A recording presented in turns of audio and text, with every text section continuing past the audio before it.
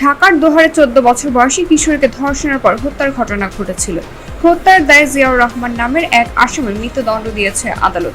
মৃত্যুদণ্ডের পাশাপাশি তাকে 2 লাখ টাকা অর্থদণ্ড করা হয়েছে। আজ মঙ্গলবার 18 মার্চ ঢাকায় নারী ও শিশু নির্যাতন দমন ট্রাইব্যুনাল 4 এর বিচারক মুন্সি মোহাম্মদ মশিউর রহমান এই রায় ঘোষণা করেন। রায় ঘোষণার পর পলাতক আসামির বিরুদ্ধে গ্রেফতারি পরোয়ানা জারির আদেশ দিয়েছে আদালত। প্রসঙ্গত 2018 সালে 21 অক্টোবর সকালে কিশোরী নিজ বাড়ির পাশে সবজির জমিতে গিয়েছিল। এ সময় আসামি জিয়াউর রহমান ওই কিশোরীকে পাশের একটি জমিতে নিয়ে ধর্ষণ করেন। এরপর চাকু দিয়ে কিশোরীর গলা কেটে হত্যার পর মরদেহ রেখে পালিয়ে যান। এই ঘটনায় নিহত কিশোরীর বাবা বাদী হয়ে নারী ও শিশু নির্যাতন দমন আইনে জিয়াউর রহমানকে আসামি করে মামলা করেন। মামলাটি তদন্ত করে 2019 সালে 12 মার্চ আদালতে অভিযোগপত্র জমা দেয় পুলিশ। এ মামলা রাষ্ট্রপক্ষ থেকে 18 জন সাক্ষীকে আদালতে হাজির করা হয়।